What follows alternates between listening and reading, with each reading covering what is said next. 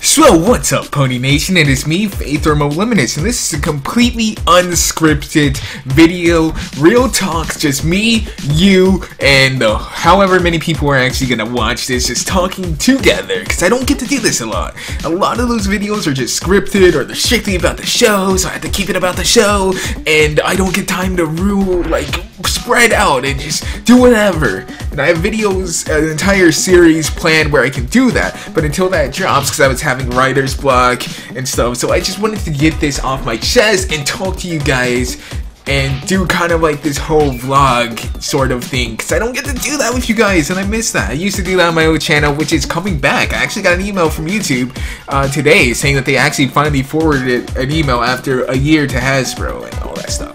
But anyways, it's just gonna be quick, and the topic is obviously our Bronies Furries, because that's a huge thing in both fandoms. Like, furries, for whatever reason, avidly hate you guys, and Bronies hate furries, and I'm a member of both fandoms, kind of, in that aspect that I have friends in both, and that I consider myself to be both. You know, obviously I've made like 300 something total videos about the Brony fandom, and I've done so much stuff in the furry fandom that like I couldn't escape both if I wanted to. But the thing is, the basic term for being a furry is simply a fan who likes anthropomorphic characters. Well, that's a pretty loose definition that can apply to almost everyone. The reason why it's so loose is because there are so many different subsects of the furry fandom that if you gave it a hard definition, it would actually exclude other groups. Such as if you said they have to have fur, well, you're excluding all the people who don't have furs, like the eagles, the sea creatures, the reptilians, and I'm not talking about the ones in the government. Hashtag Illuminati. Anyways, it's that loosely fitted so that it can encompass all those groups. And because, well, MLP is an anthropomorphic based show in which the characters have human-like emotions, characteristics, like they play around, they feel, they love, they care, they laugh, they live. Even a lot of the stuff that they have in the show are actual human-based products, and they're based off of those. So what does this actually mean?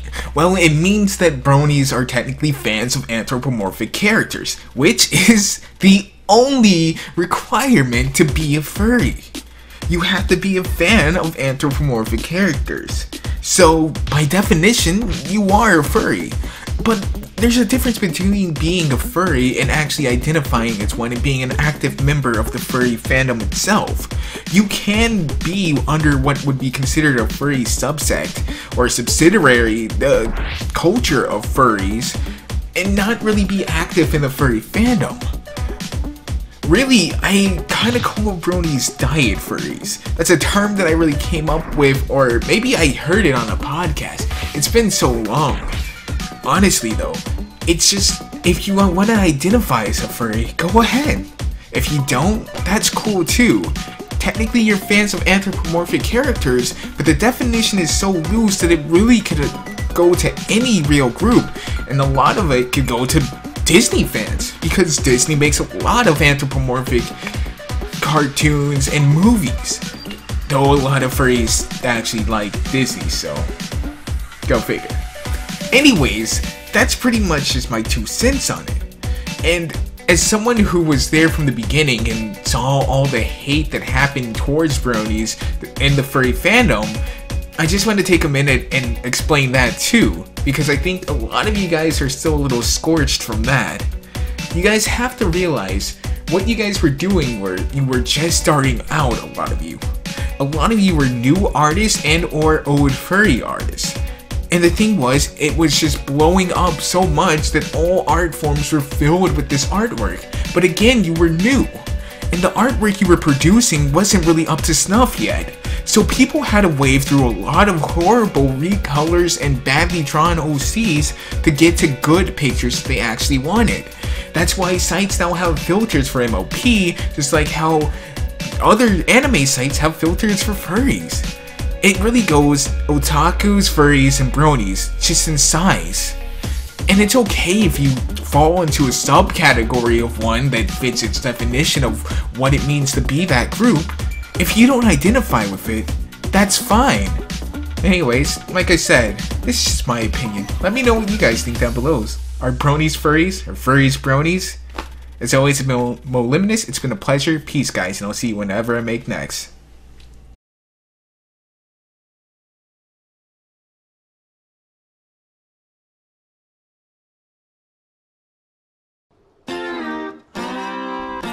Today's video was brought to you by two very special people. Joe and Caesar's vlogging dual channel specializes in sketch comedy and a lot of other stuff. In fact, they even have an entire playlist dedicated to Simply School projects, which are informational with a comedic twist. It's also brought to you by Soap Gaming. And yeah, not Soap from Call of Duty, but he does play a lot of FPSs, racing games, and of course GTA 5. I recommend him if you guys enjoy Let's Plays and various games that he does, such as FPS, Adventures, and whatever you would classify GTA 5 as. All of the above? Their links to their channels will be down in the description. They help support this channel, so it'd be nice if you guys could go show them some love.